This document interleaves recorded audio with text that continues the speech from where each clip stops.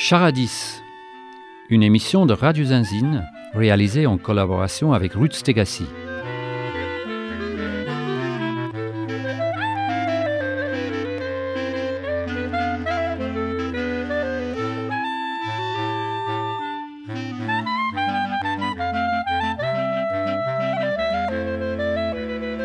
Cet entretien fait partie d'une série d'émissions mensuelles qui portent sur l'évolution sociale et économique de notre région à travers le portrait des gens qui y sont nés ou qui y vivent depuis longtemps.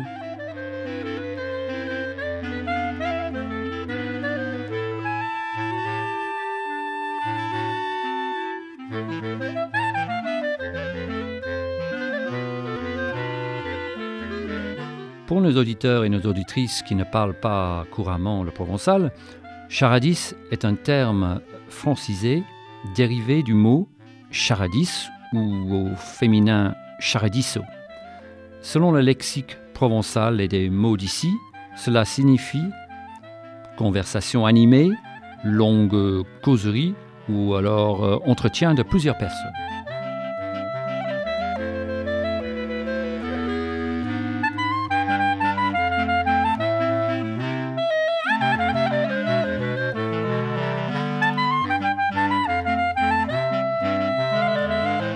À cette époque-là, il y avait 6 millions d'agriculteurs. Bon, tu sais combien on est maintenant? 200 000. Bon.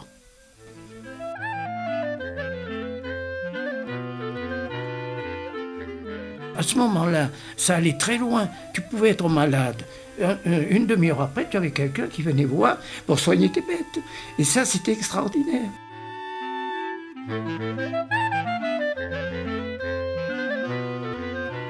Une rencontre avec Pierre Pellegrin, paysan poète à Montlot. Pierre Pellegrin est né en décembre 1916. Il s'est installé comme paysan à Montlot, dans les Alpes de Haute-Provence, en 1935 avec sa femme Paul. Tous les deux ont été fortement marqués par leur rencontre avec l'écrivain Jean Giono et le temps qu'ils ont passé avec lui et d'autres amis au Comte d'Ours. 35 ans plus tard, en 1973, Pierre a, à son tour, largement contribué à la mise en place d'une autre communauté, la coopérative Longomaille à Liman. Aujourd'hui, 70 ans plus tard, Pierre et Paul habitent toujours la même ferme à Montlot, qui est maintenant menée par leur fils Jean-Pierre. Un autre fils, Alexis, est agriculteur dans la commune voisine Sigons. Cette émission est basée surtout sur l'entretien réalisé chez lui en octobre 2005, mais nous avons choisi d'y ajouter des extraits d'enregistrements faits au cours des dernières 10 années. J'ai mes grands-parents qui étaient agriculteurs, j'ai perdu mon père très jeune, j'avais 15 ans, et à partir de ce moment-là, j'ai été très démobilisé par rapport aux études enfin, que je faisais à ce moment-là. Et j'avais un tout petit peu travaillé avec mon grand-père, étant donné qu'il était agriculteur dans les Alpes-Maritimes, qui n'était pas du tout la même agriculture qu'ici. C'était une agriculture de fleurs, jasmin, roses, tubéreuses, bon, et oliviers. Il avait des oliviers également, un tout petit peu de vigne, mais oliviers. Alors, moi, ça me plaisait assez, mais je savais que c'était un métier extrêmement difficile et que c'était quelque chose, si j'entreprenais ça, qui ne serait pas de tout repos. Alors, donc, je suis là, me posant beaucoup de questions. Quand on est vraiment gamin comme ça, ma mère, s'occupait bien de moi, mais n'avait pas d'idée sur ni ce que je devais faire, ni sur elle-même. Et j'avais des copains. J'ai été très malade, j'ai failli mourir à ce moment-là.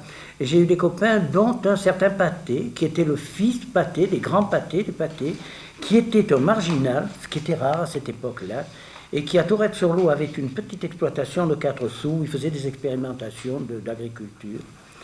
Et puis j'ai eu un autre copain, Paul Vasseur, qui était un professeur d'éducation physique eurythmique, ce qui était rare à cette époque-là, c'est-à-dire qu'on faisait la culture physique avec des disques d'Amérique centrale, et donc ça m'a peu à peu remis en meilleur état. Et sur les conseils notamment de Pathé, je lisais donc déjà des livres de Giono, et lui il m'a incité à venir voir Giono. C'est vraiment lui qui m'a incité à venir voir Giono, croyant à cette époque-là que le Contadour était une ferme où on faisait des expérimentations agricoles communautaires. Il suffisait de taper à sa porte, c'est sa mère en général qui venait ouvrir, qui était déjà très âgée, elle est morte à 102 ans, et qui m'a introduit immédiatement chez Giono. Je lui ai raconté mon histoire, et plus ou moins, il m'a pris en amitié, tant et si bien que je venais pour ainsi dire tous les jours le voir, lui racontant à la fois mes prospections d'agriculture que je faisais dans le pays. Puisque, ayant perdu mon père, j'ai eu la chance, comme même m'ont dit mes enfants, tout le monde n'a pas la chance d'avoir perdu son père à 15 ans, qui m'a laissé, donc j'étais fils unique, une succession qui n'était pas terrible, mais qui était quand même énorme pour l'époque, 100 000 francs de cette époque, qui représente, si je le compare à la ferme que j'ai achetée à cette époque-là, à 50 à 60 millions de cette époque. Alors donc j'ai dit à Giono, je viens pour acheter une ferme, ce qui était rare, ceux qui pouvaient lui dire ça, parce qu'il y en avait énormément qui voulaient faire du retour à la terre, justement sans argent. Alors donc à partir de ce moment-là, je prospecte dans le pays et j'achète la ferme où je suis toujours, donc depuis 65 ans. Et voilà comment a commencé donc mon expérience agricole. Et de ce fait, donc je fréquentais un peu le Contadour, j'y ai trouvé ma femme. Et donc elle pourra vous raconter aussi, grosso modo, elle a fait le même processus que moi, au sens qu'elle faisait des études, qu'elle a fait des études supérieures, alors que moi je ne les avais jamais faites, mais que l'enseignement n'intéressait pas, qui avait également vécu sa jeune enfance chez des grands-parents paysans, qui avaient des vaches et une toute petite exploitation agricole. On faisait finalement de l'agriculture biologique, puisque on mettait son fumier, on mettait pour ainsi dire pas d'engrais, on cultivait avec les chevaux, on travaillait beaucoup à la main, presque tout, ce qui faisait qu'on travaillait énormément.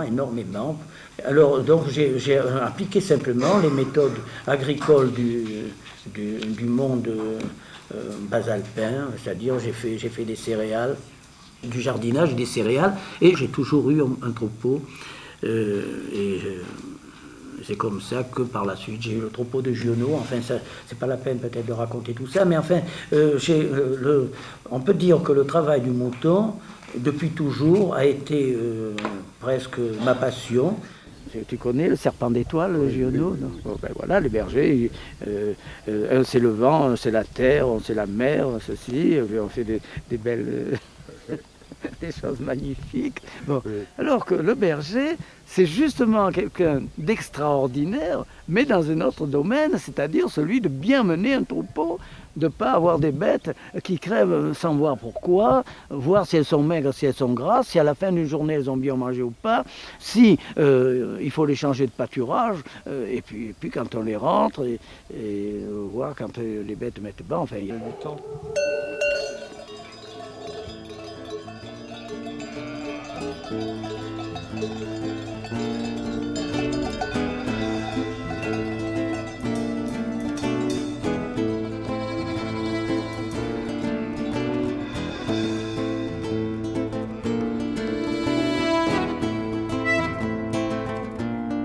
Giono a quand même été, pour moi, quelqu'un d'extraordinaire, c'est-à-dire il a créé un renouveau de l'esprit paysan, si tu veux, à la limite.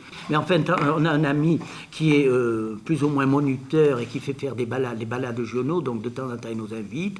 Eh bien, il y en a qui sont venus à ces journées Giono, notamment de l'Aveyron, qui m'a dit, je te le disais tantôt, si quand j'étais jeune, donc c'était un fils paysan, si quand j'étais jeune, où nous vivions dans une espèce de médiocrité paysanne épouvantable, on était pauvres, on n'avait rien, on n'avait pas d'esprit pour relever quoi que ce soit dans nos pensées.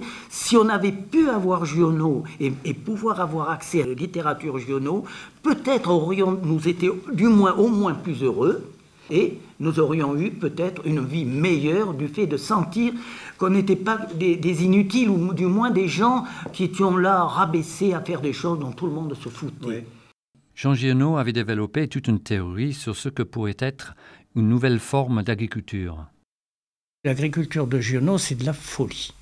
Premièrement, Les paysans, ils sont malheureux parce qu'ils veulent gagner de l'argent. Ça ne devrait plus se faire. On devrait travailler sur les échanges et plus avoir besoin d'argent. Alors, par conséquent, pas de problème. Il fallait déjà vivre de l'autonomie, être autonome et se servir des produits en échange et pas passer par l'argent. Bon, ça, c'était déjà une histoire de Giono. Ensuite, il disait, du moment que pour être pacifisme, il ne faut pas travailler pour la guerre, tout ce que vous faites, ça alimente la guerre. Par conséquent, il faut que vous fassiez uniquement pour vous, une agriculture uniquement familiale et pas aller au-delà. Et que tout ce qui est des suppléments ne soit jamais mis sur le marché, donc pour approvisionner des gens qui vont faire la guerre. Et si vous ne faites pas ça, moi, ne me considérez plus comme un pacifisme et vous défendant, puisque je vais défendre des gens qui, eux, pendant le même temps, vont travailler pour faire la guerre. C'était compliqué, ça. Hein, mais c'est du Giono, ça, je peux te le prendre. Bon. Mais les gens l'écoutaient, ici, les paysans du coin? Ça, c'est comme si tu me disais, oui, en effet. Giono, il disait, moi, les paysans me lisent. Et ils sont contents de me lire parce que dans mon paysan irréel, ils trouvent la réalité ici et là. En réalité, les paysans, ils n'ont jamais lu Giono. Ils ont lu Giono comme tout le monde. Mais toi, tu as essayé. Tu dis que tu allais le voir tous les jours. Tu as essayé de faire ce qu'il disait. Tu n'es pas fou, non? Écoute, tu arrives sur une ferme. Bon, je me mariais, j'avais des gosses. Il fallait que tout ça gagne un peu d'argent. Par conséquent, j'ai appliqué les méthodes locales. C'est-à-dire que j'ai travaillé exactement comme mes voisins, comme tous mes voisins. Et ce que m'avait dit Giono, c'était la grande histoire, quoi. C'est très beau, c'est vrai que ce que nous fabriquons n'est pas quelque chose de nul, c'est-à-dire que jusqu'à présent, les agriculteurs, ils faisaient des choses. Mais si on leur dit, oui, mais attendez, ce que vous faites, ça a plus de valeur qu'une valeur d'argent. Et c'était vrai, ça. Bon, et c'est vrai. Tu nourris des gens, tu fais des choses assez qui participent vraiment à la vie du monde, à la vie des...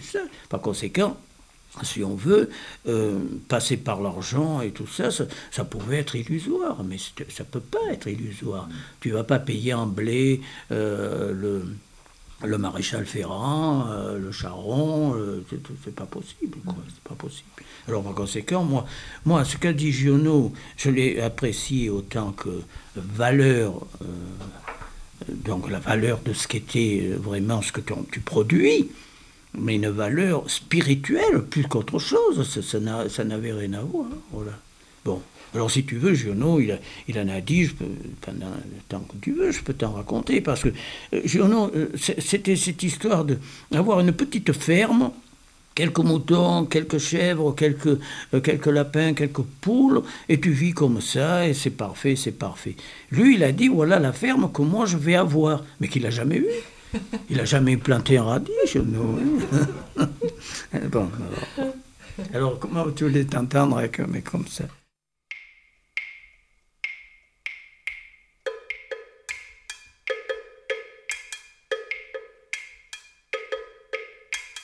L'œuvre de Giono arrive au moment où on a l'impression que le monde va changer, c'est vrai.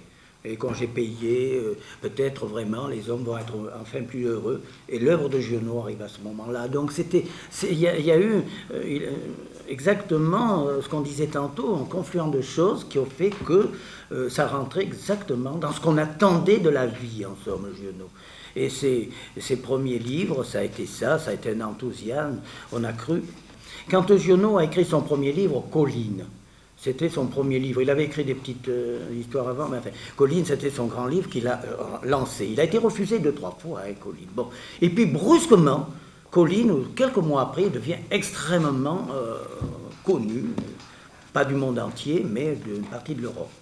Il dit, je vais pouvoir changer le monde. Giono le dit après, textuellement. Je vais être votre cheval qui vous conduira à travers... il y a sans arrêt des grandes phrases de Giono montrant qu'il va être celui qui nous montrerait l'avenir.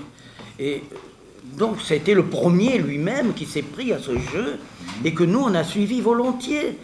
Là, il y a une vérité. Et le pacifisme, c'était effectivement quelque chose qui rentrait aussi en nous, puisque, je le dis un petit peu dans mon livre, moi, je suis né pendant la guerre de 14, mais enfin, je commençais à être légèrement âgé, enfin 4-5 ans, quand les premiers mourants de la guerre de 14 sont arrivés. Moi, j'ai des parents de mes camarades d'école qui sont morts des suites de l'hypérite et de tout ça. C'est-à-dire qu'on a eu l'atrocité de la guerre racontée à la fois par nos parents, par les parents et tout, et on a su que c'était... Moi, j'ai eu la chance que mon père n'avait pas fait la guerre, il était non-auxiliaire, parce que faisant la culture physique, il s'était démis un coude, et à cette époque-là, il a eu la chance, on lui avait tout remis son grade de traviole, et il a été dans l'auxiliaire jusqu'au moment où il n'est pas parti. Bien. Mais enfin, j'ai eu des cousins, j'ai eu tant de monde extrêmement blessés, des morts, donc l'atrocité de la guerre, elle a été présente tout le temps. Et quand tu es jeune, et quand on te présente la vie, tu vas rentrer dans la vie, et on te raconte ces carnages, ces abominations de la guerre que tu vois les gens mourir, tu es assez facilement pacifiste, et donc Junot nous apportait ça, et c'était absolument merveilleux. Il ne faut pas oublier que quand même il a fait toute la guerre de 14, que c'était un miracle, comme quoi il n'a pas été tué, parce que de ces régiments, il restait 2, il restait 3, d'un régiment entier. Donc, quand à 20 ans, une fois de plus, à 20 ans, il est mobilisé à 20 ans, on te met au milieu de ces massacres, il ne pouvait pas avoir quand même une vie de l'existence très bonne. Revenons au parcours de Pierre Pellegrin, qui a été mobilisé pour la guerre. Eh bien, moi, je suis parti au service militaire et j'ai mis un fermier. Le fermier, tu sais ce qu'il a fait? Il a vendu le troupeau. C'est-à-dire que quand je suis revenu, quand tout le monde a été mobilisé au début de la guerre, mon fermier a été mobilisé, Giono mobilisé, et le berger de Giono, Justin Nègre, mobilisé, moi, par contre, j'étais démobilisé parce que je les avais tellement emmerdés que j'avais été réformé. Bon. Alors là, bon, mais n'empêche qu'il y a eu cette coupure terrible, que le fermier avait liquidé ma ferme, et quand je suis revenu, il n'y avait plus rien, il y avait un cheval. Alors bon, j'étais obligé de recommencer à zéro, et tout. Ça n'a pas été drôle. Les anciens paysans, quand ils voyaient que je travaillais, que j'étais énergique et tout, eux, ils vendaient parce qu'ils n'avaient pas d'enfants, qui commençaient à en avoir marre. Ils n'étaient pas très vieux, mais ils commençaient à en avoir marre. Ils disaient, oh, pas pourquoi on continuera à travailler alors qu'on a assez d'argent, et nous, une petite ferme avec un grand jardin, ça nous suffit. Alors, quand ils voient que je travaillais bien, ils me disent, si vous voulez, on reste avec vous. On reste avec vous. C'était formidable, c'est-à-dire, comme ça, ils m'auraient aidé, ils auraient fait le travail. Et justement, au moment où j'aurais été mobilisé, eh ben, eux, ils seraient restés là. Bien. Je vais voir Giono. J'allais le voir tous les jours. Pendant 2-3 ans, je suis allé presque tous les jours le voir. Je vais le voir et je lui demande, mais alors, voilà, les paysans, ils me disent qu'ils pourraient rester. Ah, il me dit, ne fais jamais ça. Ne fais jamais ça. Ça, c'est l'ancienne agriculture. Toi, tu fais partie de la nouvelle agriculture. C'est toi, c'est avec des gens comme vous que l'agriculture va changer, va se rénover, va changer complètement. Bon, donc je dis à mes paysans, bon, ben, moi, j'ai demandé à un copain, il m'a dit que c'était pas bien normal, que si, il me dit, bon, ben, c'est dommage. Et ils sont partis. Ils sont partis, mais justement en me laissant, et on ne pouvait pas prévoir qu'il y allait avoir la guerre 2-3 ans après. Entre Jean Giono et Pierre Pellegrin, il y a eu finalement une rupture définitive. Le tour qu'il a fait là, avec le troupeau, c'est pour moi, quand tu n'es pas majeur. Parce que je suis arrivé ici, je n'étais pas majeur, c'est ma mère qui a signé l'acte de la maison ici. Bon, je lui avais donné donc ma main-d'œuvre avec 130 bêtes qui avortaient avec la brucellose. Avec mon pâturage, donc ma main-d'œuvre, prendre tes bêtes malades et tout pendant 6 mois. Oui. À la fin, j'avais un peu de fourrage à acheter. J'achète ce fourrage, je dis, Jean, écoute, j'ai pas d'argent, très peu d'argent, j'ai payé ce fourrage, tu devrais me le rembourser. Qu'est-ce qu'il faut? Il m'envoie une lettre d'insulte en me disant, je te dois rien. Mais à partir de ce moment-là, j'ai dit, bon, ben, moi, des gens comme ça, je n'ai pas besoin de les voir. Et je ne peux plus jamais aller, jamais.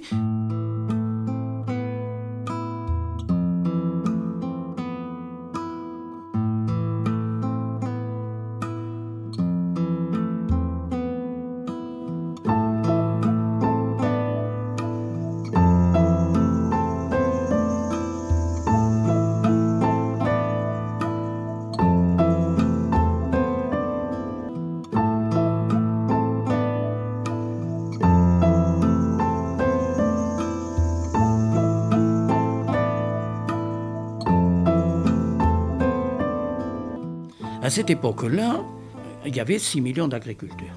Bon, tu sais combien on est maintenant? 200 000. Bon. Alors déjà, ça dit quelque chose. Mais dans les 200 000, il y en a la moitié qui vont partir. Dès que la guerre a été finie, c'est-à-dire 2 ou 3 ans après la guerre, on s'est bien rendu compte que l'agriculture, elle était malade parce que les prix qui ont été fixés, ça je peux te le dire, moi j'ai toujours été un syndicaliste important. Enfin, on était quand même des groupes de syndicalistes importants, convoqués par le préfet, dit voilà quels seront les prix, voilà comment on va... C'était environ un an après la fin de la guerre, une grosse année après la guerre. Voilà les prix que nous allons fixer, que le gouvernement va fixer. Je dis, mais comment? Vous fixez les prix comme ça, sans consultation des agriculteurs? J'ai dit, moi, tous les prix que vous êtes en train de fixer, moi, nous, paysans, on n'est pas d'accord. Bon, eh bien, que vous ne soyez pas d'accord ou pas d'accord, on s'en fout. Donc on s'est déjà rendu compte qu'à cette époque, on n'était plus maître de nos prix, on n'était plus maître de nos prix de revient, plus du tout. Par conséquent, ça, on a commencé à le voir, et c'est à partir de ce moment-là qu'il y a eu la dégringolade agricole. Ça n'a jamais arrêté, jamais arrêté. Et celui qui a précipité, c'est De Gaulle. Quand De Gaulle est venu au pouvoir, l'industrie commençait à prendre d'importance et donc avait besoin de beaucoup de main-d'œuvre. Et donc, en sacrifiant l'agriculture, c'est-à-dire que moi, j'avais déjà 5 enfants, bon, j'en ai eu 6 après, mes allocations familiales étaient, si Paul était là, moi je dis toujours 3 fois plus cher, Paul dit 4 fois et même plus, les allocations familiales agricoles étaient 3-4 fois moins chères que quand tu étais salarié. Alors qu'est-ce que j'ai fait? J'ai fait le concours d'assistant berger à Rambouillet, j'ai travaillé 3 ans, même 4 ans pour la Fédération nationale ovine, et rien que mes allocations familiales me donnaient un salaire. Alors tu n'as qu'à voir déjà. Et ça, ce n'était pas de la rigolade, il n'y a que Paul qui peut te le dire. Alors, par conséquent, à partir de ce moment-là déjà, l'agriculture s'est foutue en l'air, et donc des agriculteurs comme moi, j'ai quand même gardé la ferme, et puis je suis revenu quand après ça s'est régularisé, mais il y a bel et bien des agriculteurs qui à ce moment-là sont partis et ne sont plus revenus. Vers la fin de cette période d'expansion économique et industrielle d'après-guerre, souvent appelée les 30 Glorieuses, on a assisté à l'arrivée de néo-ruraux dans cette région de Haute-Provence. C'est à ce moment-là qu'un groupe de jeunes de différents pays européens a décidé de créer une coopérative agricole autogérée. Sur le conseil de Jean Giono, ils sont allés voir Pierre Pellegrin, qui a, par la suite, joué un rôle très important dans la mise en place de Longomaille. C'est Pierre qui a trouvé le terrain qu'ils ont acheté à Liman, et c'est de cette rencontre qu'a surgi ce nom qui veut dire que ça dure longtemps en provençal. Moi, je perds la mémoire. Mais il y a des choses essentielles que l'on ne quitte jamais. Et donc, toute l'histoire de Longomaille, je peux te la raconter depuis le jour où Rémi est arrivé. Il ne faut pas oublier que je suis allé à Longomaille pendant des mois, au début, pendant tous les jours presque. Parce qu'il ne faut pas oublier que le seul agriculteur à cette époque-là, Gibet, il était là après, c'était le seul. Mais il n'est pas venu tout à fait au début d'ailleurs. Par conséquent, c'était moi qui avais une certaine responsabilité, du point de vue troupeau, du point de vue tout. Et Albert d'ailleurs, quand il raconte, il dit, moi c'est Pierre qui m'a appris le métier, et c'est comme ça qu'ils ont eu un troupeau qui a marché. Et c'est vrai ça. Bon, Longomaille, moi j'ai beaucoup estimé Longomaille, j'ai eu des tas d'histoires à cause d'eux. Parce que Longomaille, ils étaient pris des fois, c'était pas toujours drôle. Hein. Ils étaient attaqués, drôlement attaqués. Moi aussi, ça me retombait dessus. Mais enfin, ça m'a jamais gêné. Bon, jamais. Voilà. Bon, alors, Longomaille, c'était une longue histoire. Ils se sont pas mal débrouillés et c'était pas tout repos. Mais ils ont fait quand même ce que je leur disais. Ils ont fait ce que je leur disais, que ce soit le choix des moutons, le choix du matériel, des tracteurs, de tout ça. Et ben, ils l'ont fait, ils se sont pas mal débrouillés, ils ont été énergiques, ils ont été courageux. Je l'ai souvent dit, parce que des groupes comme ça, moi chez moi il en était passé pas mal, c'était souvent des paresseux. C'était des gars énergiques qui ne se laissaient pas faire, que ce soit les filles ou les garçons. Hein. On a dit c'est les filles qui dirigent tout, mais c'était vrai et pas vrai, mais enfin c'est vrai, ça a été vrai, mais n'empêche qu'elles avaient beaucoup de courage. Et non, moi j'ai beaucoup admiré Longomaille, toujours, parce qu'ils étaient sérieux et courageux. Non, c'est vrai. Lorsque Longomaille s'est installé en 1973, l'exode des paysans n'a été qu'à ses débuts. Les fermes à ce moment-là ne s'abandonnaient pas encore complètement, non, pas encore. Vraiment, on peut dire que ça n'a jamais cessé de s'abandonner, c'est vrai, mais les grandes fermes, c'était surtout les petites, quoi. À Montlot, tout ce qui a disparu, c'était quand même des petites fermes. C'est vrai que l'agriculture, à cette époque-là, on avait quand même, malgré ce que j'ai dit au début, on voyait bien qu'on ne serait jamais les maîtres ni de nos prix, ni même de notre production, parce que le blé, il ne faut jamais oublier que la céréale était une des choses qui équilibre le budget de France, hein. On vend énormément de céréales et c'est un équilibre pratiquement du budget français. En conséquent, on s'est toujours débrouillé de donner des ristournes quand il y avait trop de céréales et tout ça, et que les surplus n'ont jamais gêné personne. Ça a été quand même soutenu par le gouvernement parce qu'il y avait intérêt. Quand tu penses qu'à l'heure actuelle, tout ce qui est viande, mouton, bœuf, est vendu à l'étranger 2 à 3 fois moins cher qu'en France. C'est-à-dire que si demain on ouvrait les frontières, on peut parler de demain, c'est ce qui va arriver. Et tout le monde veut ouvrir les frontières, même moi je suis surpris d'ailleurs, le Brésil, ils ont tort, le Brésil dit qu'il faut ouvrir les frontières. Or, si on ouvre les frontières demain, sans réglementation, c'est un désastre pour tout le monde, mais pour tout le monde, c'est bon. Et ça, on le sait très bien, on le sait. Tu as déjà sur le marché de l'agneau de la Nouvelle-Zélande à moitié prix, au casino de Fort Calquier. Bon, par conséquent, nous, on sait que si les frontières s'ouvraient par la mondialisation, la mondialisation, ça ne peut plus être évité. La mondialisation, on y est jusqu'au cou. Mais il faut que ce soit réglementé, ce qui ne l'est pas. Alors il faut réglementer la mondialisation, il n'y a pas l'ombre d'un doute. Sans ouvrir les frontières maintenant, c'est presque impensable. Et cependant, il y a de grandes chances que ça arrive. Grande chance. On sait fort bien que le prix de revient n'a jamais été appliqué à l'agriculture. Si tu prends, moi, que 2 fois, là je peux le dire, des gens qui voulaient mettre un troupeau, ça existe. Hein. Maintenant, de moins en moins, mais je parle d'une dizaine d'années. Je leur disais, prends papier, un crayon. Allez. Et on faisait le compte du troupeau, hein, depuis l'achat des boutons, la location du pâturage, et tout. Eh bien, il n'y avait presque aucun revenu, ou même pas du tout, selon la façon. Eh bien, ils ouvraient les yeux comme ça, et de troupeau, ils n'en mettaient pas. Hein. À l'époque où Pierre Pellegrin s'est installé à Montlot, les fermes avaient beaucoup moins de dépenses.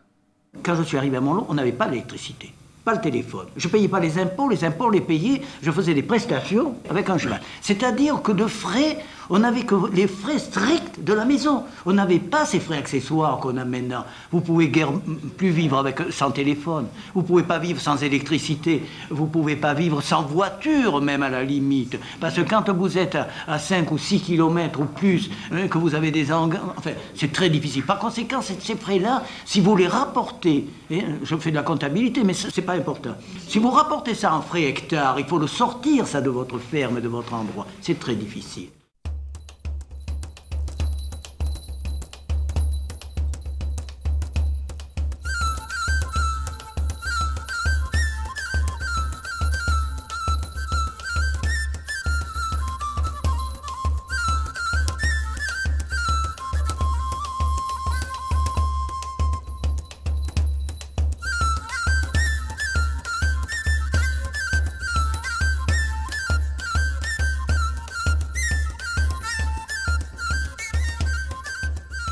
À la guerre, on était 80% d'agriculteurs encore. Enfin, de monde agricole, tous les villages étaient des villages qui n'étaient pas urbains, tandis que maintenant, c'est devenu des villages urbains.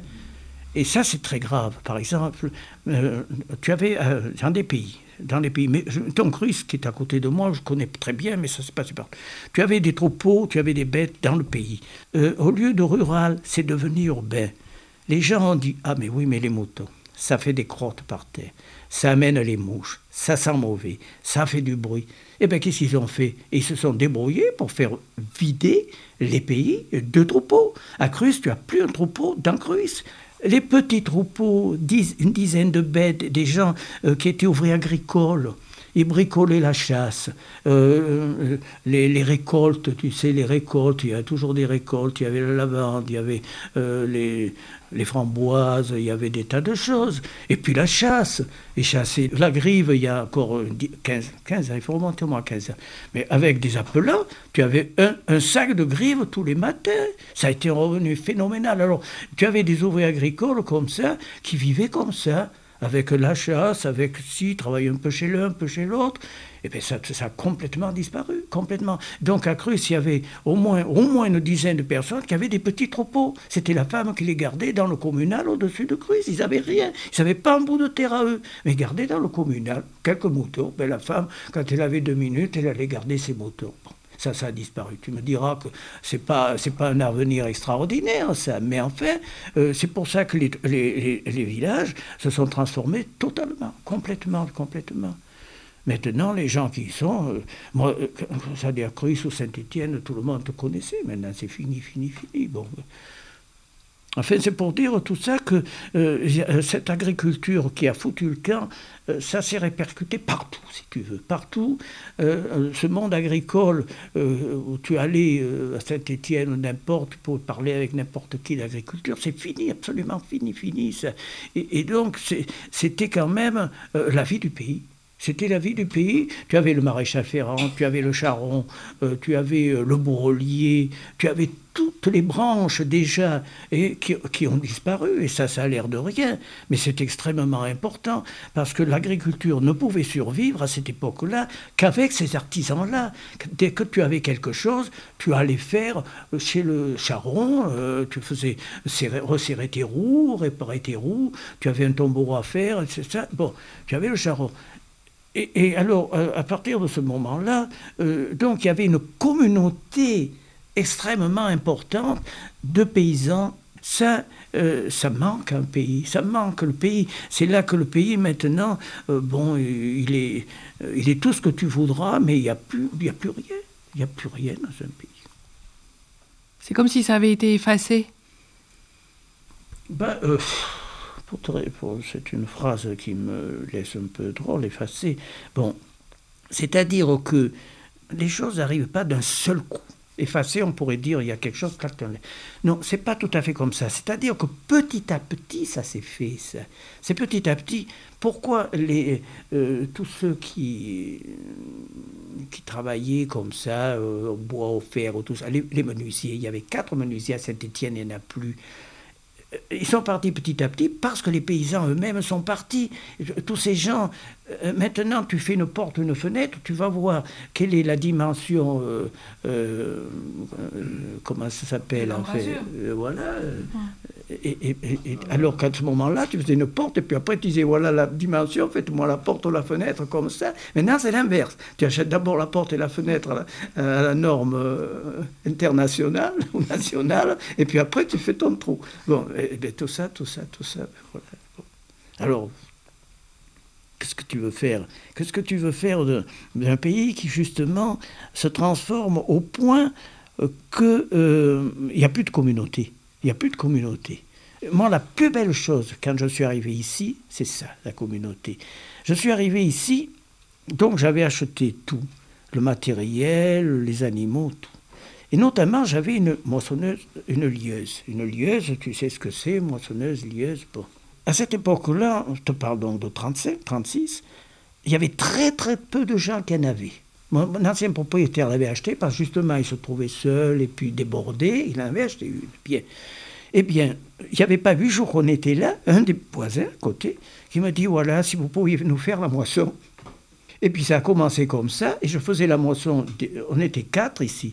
Il y en avait un qui était hors norme parce que, bon, c'était complètement Comme toujours, il y a toujours des paysans de mauvais caractère de ci que là, qui avaient failli se tuer à coups de fusil avec mon ancien propriétaire parce qu'ils se tuaient les poules l'un devant l'autre. Et comme ça arrivait à cette époque-là, hein, chacun avait un petit morceau de terre devant la porte de l'autre et ils se tuaient les poules. Et il m'a dit, on peut plus, un jour ou l'autre, on se file un coup de fusil. Bon.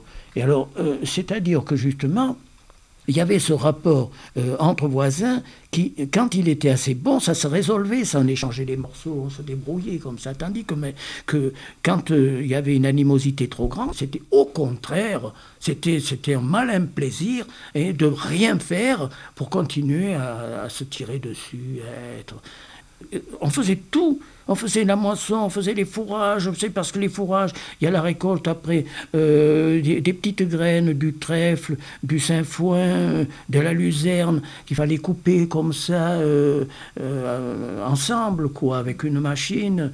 Et puis après, on le portait, ou on le foulait, ou alors on le portait à une machine à Saint-Étienne pour le battre. Mais ce qui était formidable, c'est ça, c'est cette entente extraordinaire qui s'est créée du seul fait que moi j'avais un petit peu plus de matériel que les autres et que ce matériel, eh bien, ça a été presque comme si c'était en commun.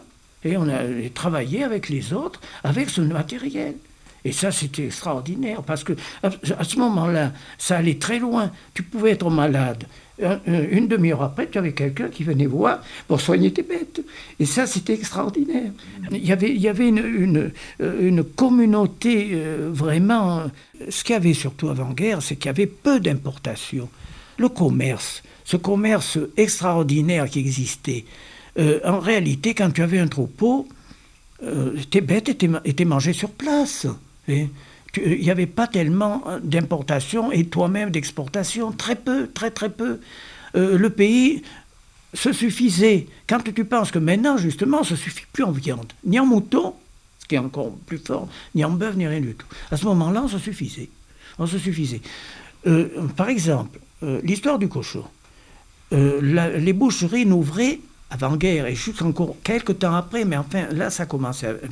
qu'une fois ou deux par semaine. Étant donné que chacun tuait un cochon ou deux, tout l'hiver, les gens, ils n'allaient pas acheter de viande. Hein. Puisque c'était le monde rural, les gens, ils tuaient assez de bêtes. Quand c'était une grosse famille, tuaient 2 cochons. Or, 2 cochons de 120 ou 130 kilos, ça fait un paquet de viande. C'est-à-dire qu'ils n'avaient pas besoin des boucheries. Alors, en conséquence, déjà, il y avait, on tournait assez sur soi-même, ça, il n'y a pas de doute. On faisait du blé pour son pain. En réalité, on ne sait guère plus. Moi, les voisins, il y avait des voisins, des fermes qui ont disparu maintenant, qui avaient 4-5 enfants, comme nous, qui faisaient du blé que pour eux, et qui, des fois, n'arrivaient pas à boucler même l'année avec le blé qu'ils faisaient. Parce qu'on mangeait, il ne faut pas oublier qu'on mangeait 1 kilo de pain presque par personne avant-guerre, ou presque. Le pain était la base presque essentielle de la nourriture. Et quand on faisait de la céréale, c'était presque que pour soi, presque que pour soi. C'est-à-dire que déjà, les rendements avant-guerre étaient ici, quand moi j'ai pris, de 20 quintaux hectares. Et ça, ce n'était pas des mauvaises récoltes en plus. 20 quintaux, c'est rien du tout. Si on faisait encore 20 quintaux à l'heure actuelle, la France ne se nourrirait pas avec les céréales. Elle ne pourrait pas.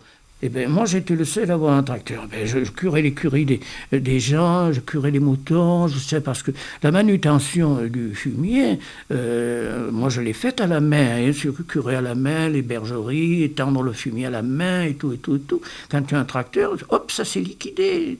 C'est extraordinaire, un tracteur. Alors, bon, mais après, tout le monde a voulu avoir son tracteur ? Oui, après, évidemment, il y a eu un moment où chacun a plus ou moins voulu être sur tracteur. Pas tous, et puis de toute façon, il y avait tracteur et tracteur. Oui, mais à partir du moment où chacun a eu son tracteur, la communauté, elle a un petit peu disparu, quoi. Enfin, elle a commencé à s'affaiblir. Ça a mis très, très, très longtemps.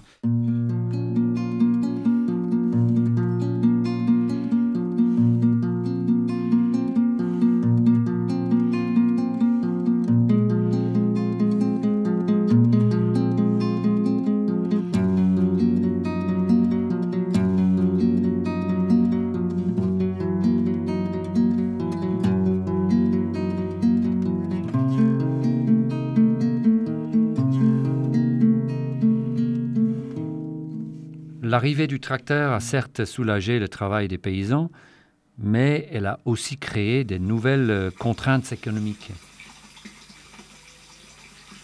Ce qu'il y a de monstrueux dans le tracteur, c'est qu'on s'est aperçu. Alors, on est toujours, malgré les rendements meilleurs, malgré la rapidité avec laquelle on travaille, on est plus pauvre, plus misérable qu'il y a 30 ou 40 ans. C'est-à-dire que ce tracteur a justement permis d'accaparer des sols, parce qu'un paysan, quand il achète un tracteur de 100 chevaux ou qui travaille 30 ou 40 hectares ou qu'il en travaille 100, c'est presque pareil. Donc à partir de ce moment-là, il achète.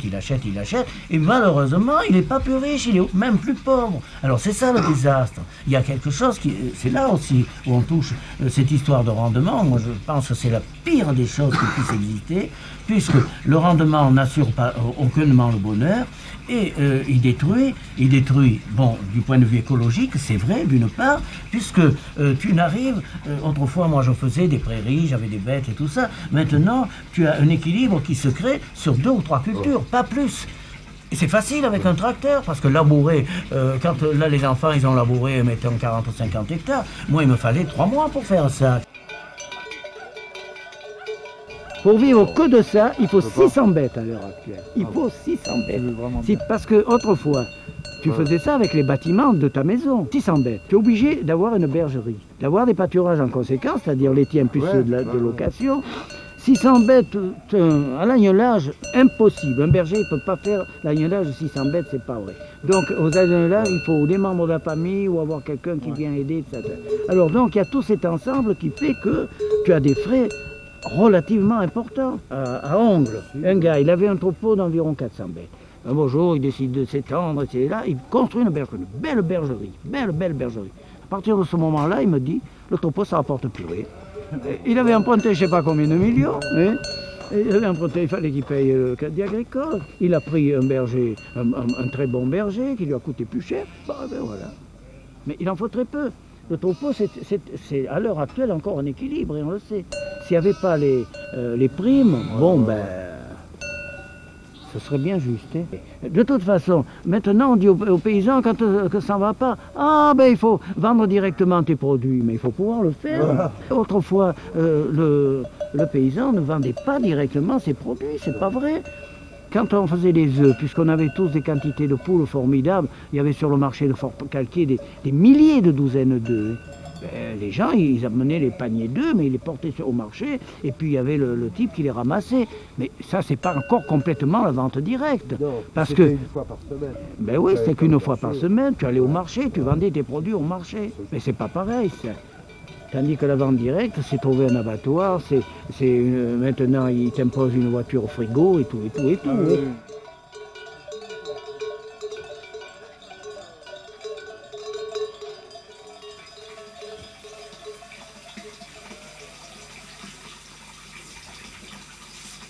Ce qu'il y a de certain, c'est que toutes ces améliorations, finalement, elles profitent au grand capitalisme. C'est ça qui est terrible.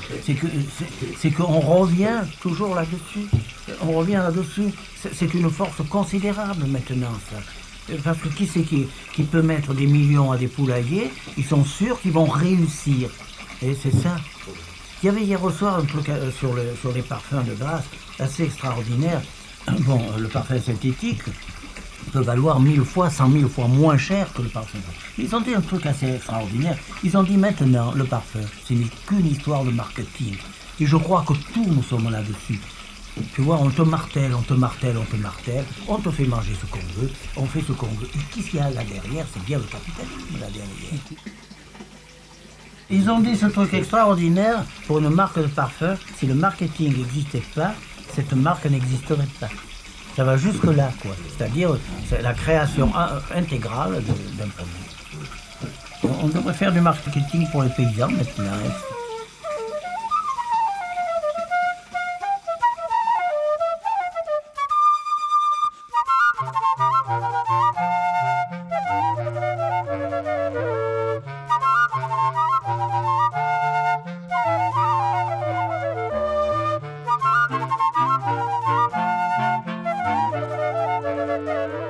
Tout à l'heure, tu as commencé en disant que après la guerre, juste après la guerre, les prix ont été fixés par le gouvernement et que c'est là que les paysans ont perdu un peu la maîtrise de leurs produits et de leurs bruits.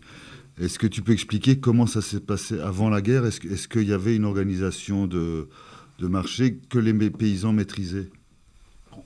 Effectivement, si tu reprends vraiment l'avant-guerre, c'était pas souvent bien brillant. C'était pas brillant parce que les fermes toutes petites, c'était de la survie. Absolument de la survie. C'est-à-dire que, tu sais, ils n'empruntaient pas, les gens. D'abord, le crédit agricole n'a fonctionné pratiquement qu'à partir de la guerre, et un peu avant, mais à peine. C'est-à-dire que les gens n'empruntaient pas. Ils empruntaient entre eux. Il y avait des prêteurs à Saint-Étienne, il y avait quelques gens qui prêtaient. Et ça, c'était quand même compliqué. Donc, ils n'empruntaient pas. Alors, ils vivotaient sur eux-mêmes. Et vivoter sur eux-mêmes, c'était extrêmement compliqué. Par exemple, j'avais un voisin, là, eh bien, ils avaient un troupeau. Et bien, à l'entrée de l'hiver, ils n'avaient pas assez de fourrage. Et qu'est-ce qu'ils faisaient? Ils vendaient le troupeau pour le racheter au printemps. C'est incroyable ce qui arrivait, parce que justement, on se débarrassait des choses dont on n'était pas maître. Et ce qui fait que tu avais des fermes qui vraiment étaient misérables. On peut dire misérables, parce que il y avait il y avait des fermiers, mais pas beaucoup de fermiers. Ils étaient beaucoup propriétaires, les gens, mais de petits trucs de rien du tout.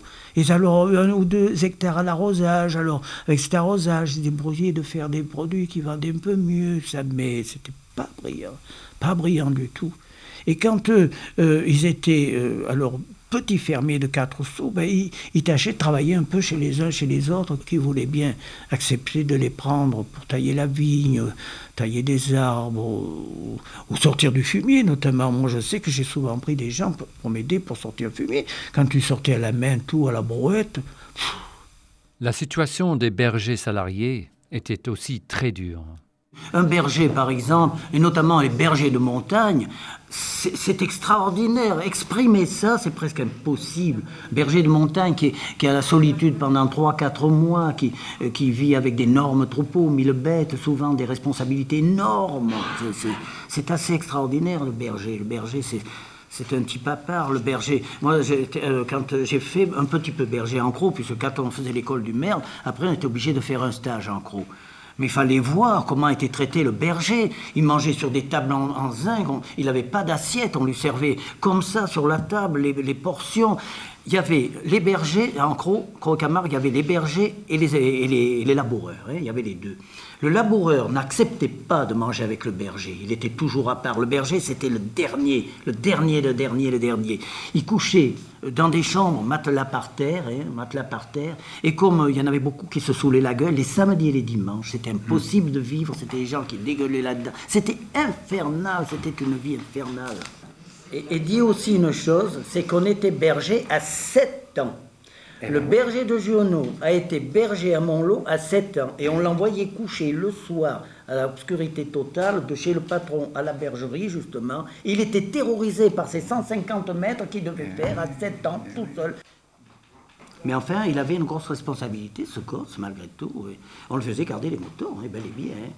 C'était souvent des gosses de l'assistance. Chez nous, dans les Basses-Alpes, il y en a énormément. Tous les paysans, on pouvait dire, avaient des gosses de l'assistance. Et ces gosses d'assistance, ils étaient traités vraiment comme des esclaves. Absolument comme des esclaves. Les nouvelles avancées techniques d'après-guerre ont quand même apporté des améliorations importantes. À la Libération, moi j'ai beaucoup tourné après dans les campagnes avec la chambre d'agriculture et tout ça. Et qu'est-ce qu'on conseillait aux gens? C'est justement la meilleure façon d'employer les engrais. Il n'y avait pas d'engrais. Moi j'ai encore semé à la guerre et même un peu après de l'engrais à la main. Que tu sèmes d'engrais à la main, hein, quand tu as semé 200 kilos d'engrais, tu en as marre. Bon. Alors par conséquent, on préconisait la meilleure organisation de l'engrais. On expliquait même ce qu'était l'engrais. Les gens ne connaissant pas à ce moment-là NPK, ce que ça voulait dire, et les quantités, c'était pas des quantités totales comme tu sais, c'était la quantité utilisable. Hein. Tu avais 10, 20, 30 par exemple, c'était la quantité d'engrais qui était normalement consommable par la plante. Bien. Eh bien ça, personne ne savait à cette époque-là. Personne ne savait. Il y avait quelque chose. Alors, les gens disaient, oui, mais tu as fait des études. Je dis, moi, j'ai fait des études, j'allais à l'école jusqu'à 15 ans, c'est vrai, mais enfin bon, il ne faut pas exagérer quand même. Eh bien, les gens, ils ne savaient pas, notamment des voisins là qui étaient extrêmement gentils, eh bien, ils étaient illettrés. C'est rare, ça, illettrés. Et les autres paysans qui étaient là, eux, ne parlaient pas français, ils parlaient que provençal. Et maintenant, ça a l'air d'être, tu parles de ça, je dirais que tu parles du Moyen-Âge. Bon. Alors, par conséquent, il y avait quand même une méconnaissance de beaucoup de choses. Méconnaissance, on ne savait pas vraiment ce que pouvait apporter quand tu faisais une sélection, tu prenais toujours en céréales, je parle en céréales, bon, tu prenais toujours ton meilleur champ. Ou si tu savais qu'un voisin avait eu une très bonne récolte, tu allais lui prendre un peu de semences. Mais on ne savait pas bien comment ça se maniait, ça. Et c'est là que les silos, quand ils se sont mis en place, ont vendu de la céréale et ont vendu des semences, et qu'on a pu comme ça commencer à avoir des meilleurs rendements. Il y a eu également des avancées très importantes pour les éleveurs de moutons.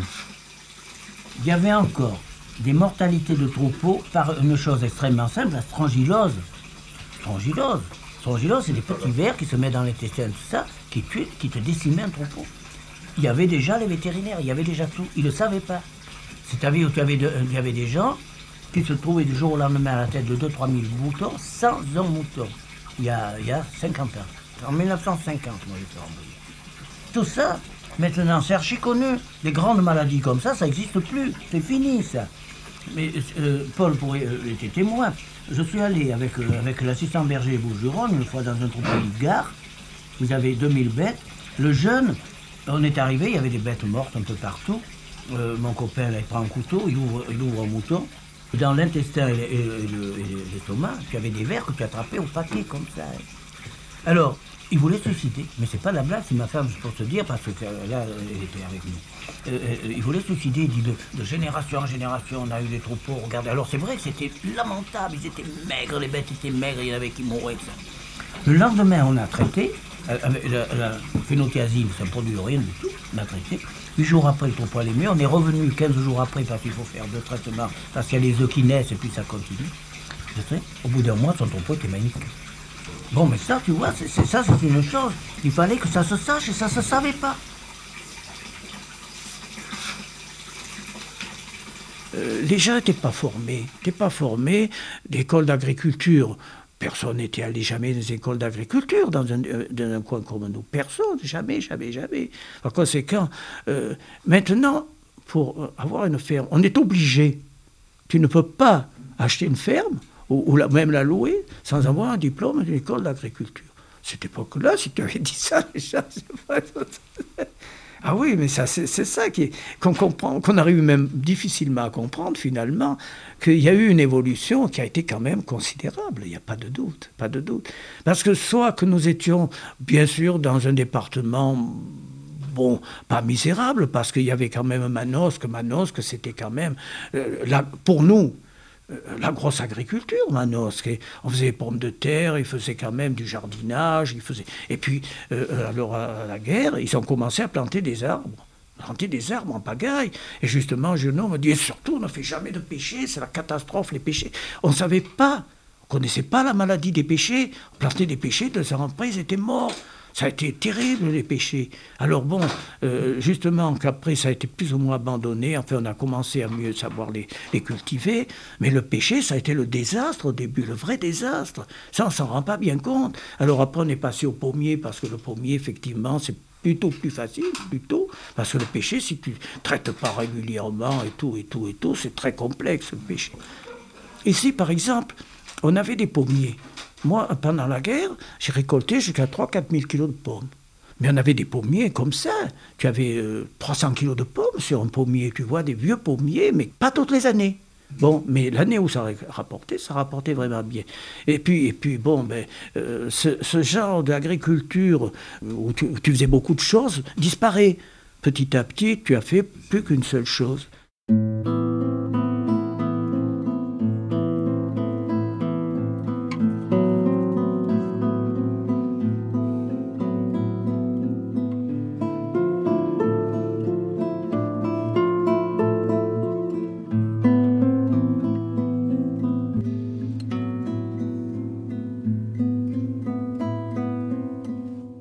suis d'autant plus pessimiste, moi, que je suis originaire des Alpes-Maritimes.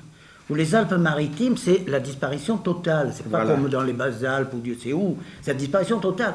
On faisait, moi, avec mon père, environ du Bar-sur-Loup à Mougins, environ de 15 kilomètres.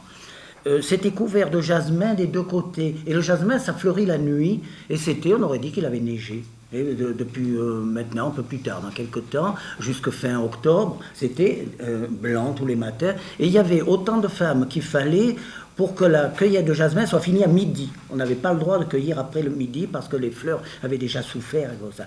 Et donc tout ça maintenant, c'est des villains, des villains, des villains. Vous n'avez plus aucune agriculture. Le jasmin est fait en Égypte. Il reste de plants de jasmin que je connaisse, moi, au plan de Grasse, peut-être 2 hectares de jasmin alors qu'il y en avait des milliers d'hectares. Alors là, il y a la disparition totale par rapport à cette valeur. Alors c'est ça la chose abominable. Mon grand-père achetait des terrains. Il y avait quelqu'un qui a vendu ce terrain.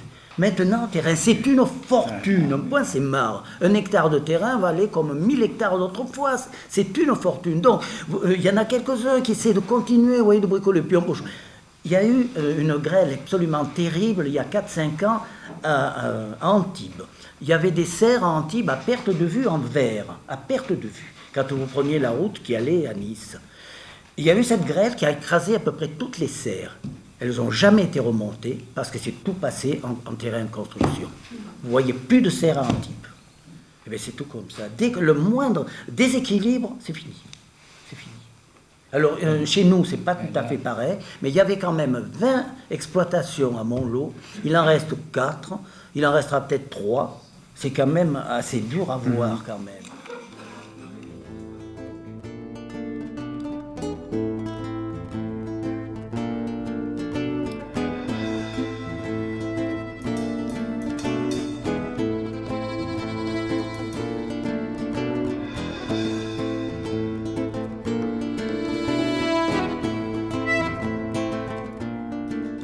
Si on supprime les subventions, on va retomber dans l'agriculture de subsistance, où tu tiendras le coup en disant, bon, ben après tout, moi, je dois rien, moi, si je gagne rien, pas beaucoup, du moins, ça me fait rien.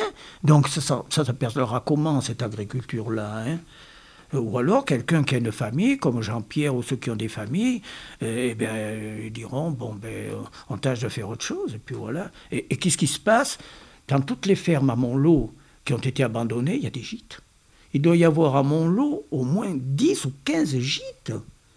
Et oui, qu'est-ce que tu veux, tu loues 2 ou 3 jours ou même 4 seulement par mois, tu gagnes autant que ton agriculture. Alors, il faut être fada pour faire autre chose. Et tout le monde fait des gîtes. Alexis, il a fait des gîtes, Jean-Pierre, il est en train d'en faire ici, ainsi de suite, ainsi de suite. Et le jour où on meurt, là, ici, c'est tout des gîtes. Qu'est-ce que tu veux faire? Alors, c'est de l'agriculture, tout ça. Mon pauvre France. Voilà. Alors, on pourrait dire, ça va sauver l'agriculture. Tu parles, les gens qui font des gîtes, ils se foutent pas mal de faire du blé, des moutons. Ah oui, oui. Ah oui, mais c'est ça qui est grave, en somme. C'est que, justement, il y a un changement total de travaux, de travail.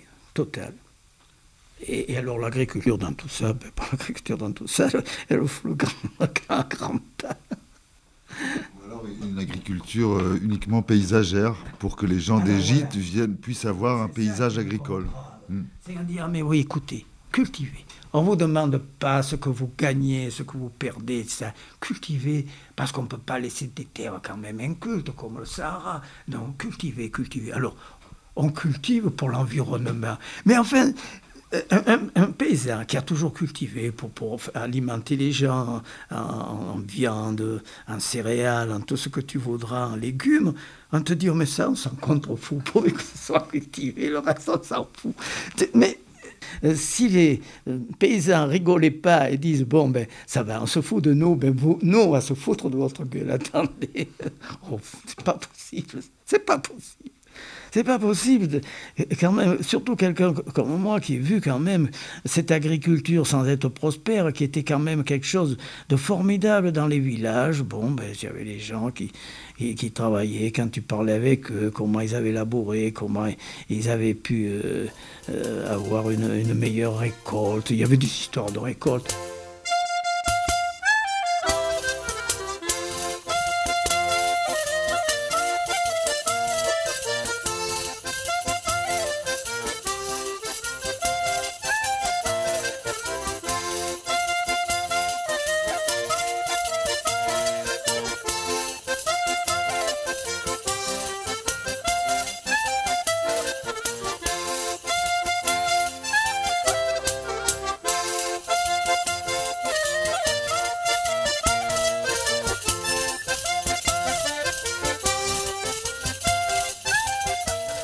Le paysan Pierre Pellegrin a toujours été également un poète et écrivain. Il a publié 2 livres, le Contadour, Mythe et réalité, et ensuite l'Abécédaire du paysan, qui a obtenu le prix Olivier de Serres en 1989, un prix réservé aux agriculteurs et à leurs proches. Mais l'écriture n'a pas toujours été chose facile pour Pierre, comme il a expliqué lors d'une rencontre littéraire organisée par Radio Zinzine à Saint-Hippolyte, sur le terrain de Longomaille. Écrire n'est pas non plus ma tasse de thé. Ce livre-là que vous voyez, j'ai mis 30 ans pour l'écrire. et ce prix Olivier de Serres, il y a une erreur, mais enfin, il y a 8 ans que j'ai eu ce prix. Et de toute façon, un berger, comme je le suis, quand il a à choisir, il n'écrit pas.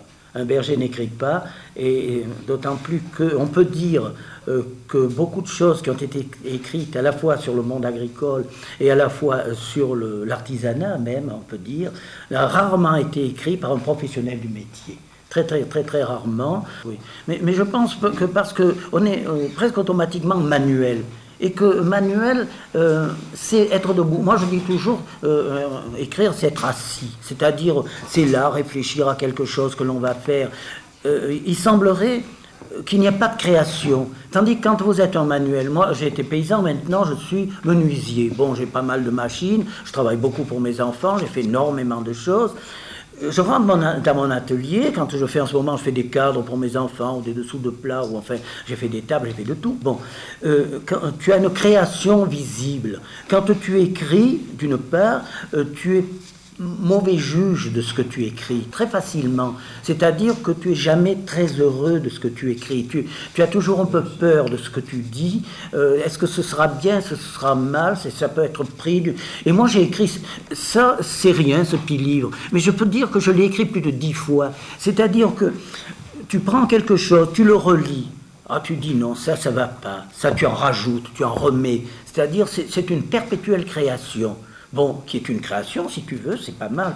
Mais tandis que quand tu es avec tes mains, tu crées toujours quelque chose. Le paysan est un créateur extraordinaire. Hein. Tu sèmes, tu attends ta récolte, tu regardes pousser tes blés, tu es là face à une création, à une production perpétuelle.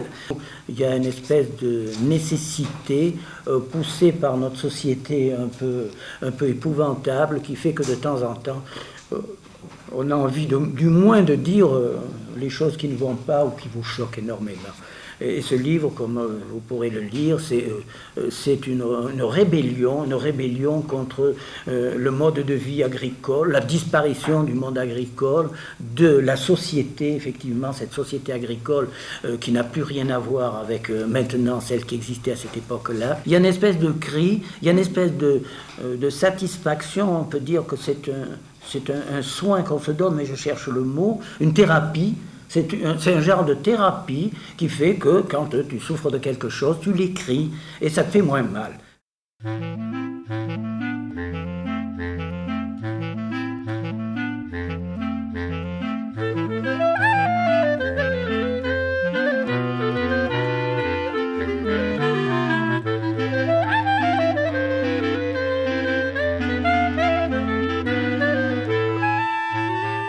C'était Charadis, une rencontre avec Pierre Pellegrin, paysan poète à Montlot, une émission de Radio Zinzine.